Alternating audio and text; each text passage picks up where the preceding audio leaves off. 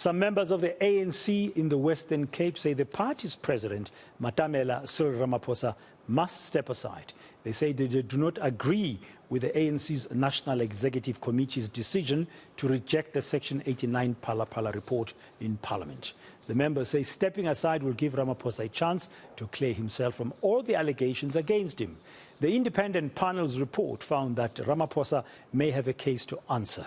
That report is now in court because Ramaphosa is challenging it at the Apex Court, that's the Constitutional Court.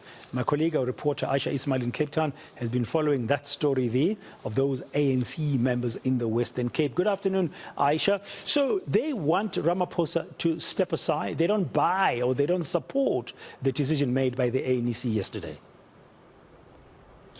That is correct, Dan, and the people that I spoke to said that they were represented by the ANC Youth League, the ANC Women's League, and also the MK Vets, and they were saying that the reason why they came to Parliament was because they wanted to send out a strong message that they believe that everybody is equal before the law and that the ANC should treat everybody within the organization equally.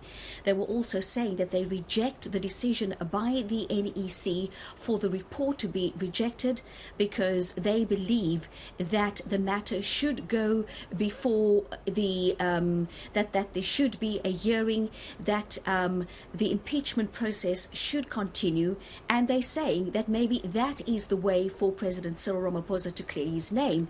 They're also saying that while all these processes are taking place, he must step aside.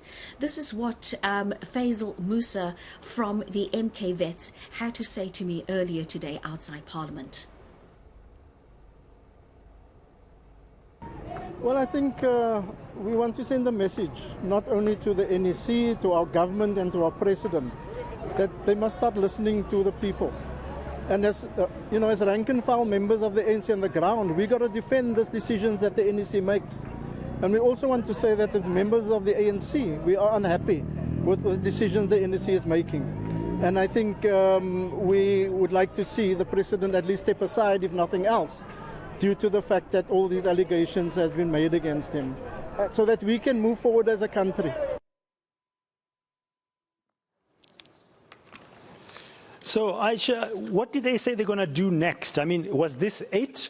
Because we know that now even the parliamentary session has been postponed to next week, Monday, and the ANC is still finalizing, of course, its preparations for the national conference on the 16th of this month. Well, they're saying that they will be back again next week to protest outside Parliament, along with some other members of the ANC who are in support of the decision taken by the NEC.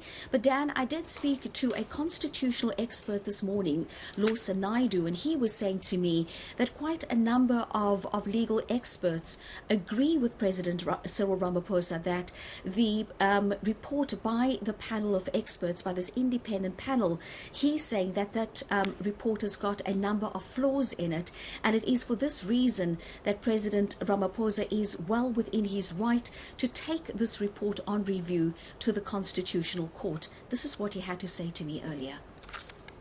And then, as you say, simultaneously, Parliament has decided that they're going to go ahead with the debate on that report, which was initially scheduled for the 6th of December, has now been postponed by a week to the 13th. And it seems, from what we hear coming out of ANC meetings, that the ANC has taken a decision that they're going to reject the report of the independent panel at that sitting of the National Assembly. If that were to happen, that would be the end of the parliamentary road for the impeachment inquiry, because we would then not move on to the second stage, which is the establishment of an ad hoc committee to further investigate the complaint lodged in the motion. So that would be the end of the matter as far as Parliament is concerned, and it may also be the end of the matter so far as the legal challenge is concerned, because it is arguable that at that point the question before the court becomes a moot one, because the report then has no status. It is not a report before Parliament, and the court may well decide that it would be futile for it to adjudicate on the report when Parliament, as the primary body to whom the report was handed, has rejected that report. And of course it is within Parliament's remit to do so, because that report is a mere guide or advisory to Parliament and not binding.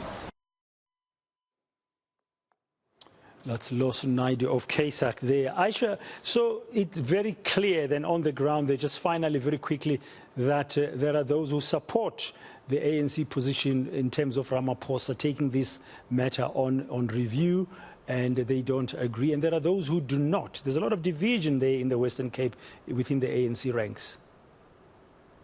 Well, it would appear that it's a division at the highest level, but also at the lowest level. I mean, the people that were protesting outside Parliament today were the ordinary rank and file. These are the ordinary branch members coming to Parliament to come and voice their concerns and hopefully wanting their voices to be heard and to be taken note of.